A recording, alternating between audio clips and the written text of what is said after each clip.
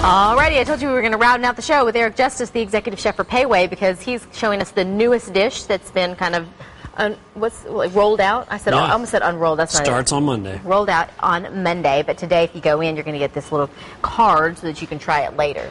Absolutely. Do you find that people do want only the same thing, and when you introduce these new dishes, you have a hard time selling them? Do you track it? Absolutely. People get really, attracted to a certain dish, so we almost have to motivate them at times to try something else, and that's really the thing. We don't want it to be risky.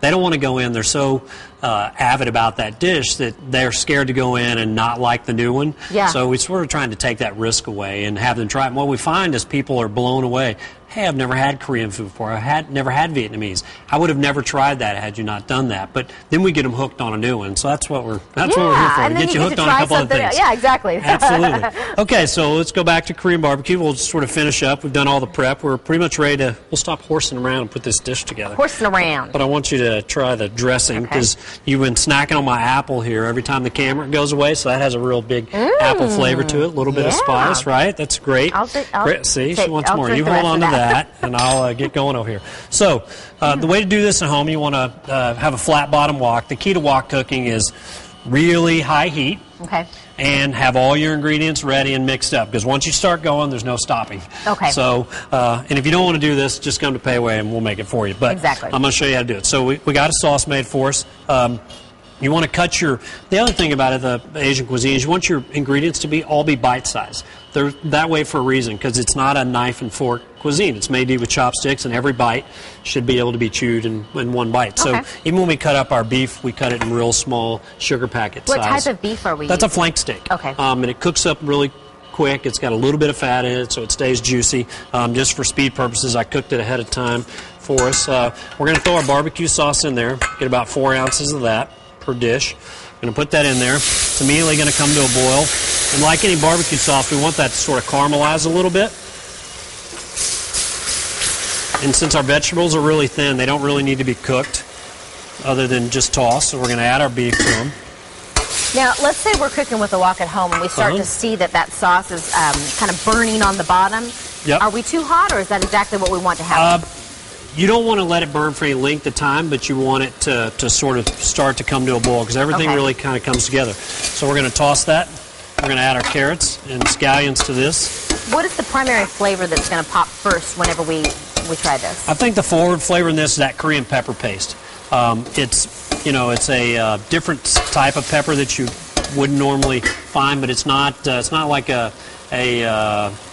say a chipotle or a cayenne pepper that's going to really burn you. It's just more of a slow, soothing sort of pepper. So on your menu, you have certain dishes that are designated a little spicier than others. Is this going to be one of them? It's about a middle spice. If you get spicy barbecue, that's sort of what it is. It's not overly spicy, but it's definitely got some tang to it. But it also has some alternative flavors in there. I love how you said the forward flavor in it. The forward flavor is the one that sort of hits your tongue first. When you start to create new recipes, is that something that...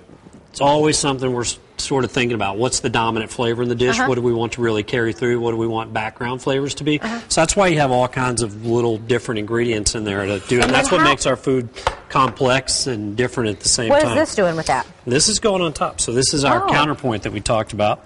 So it's the hot and the cold thing you're talking about. Hot and the cold.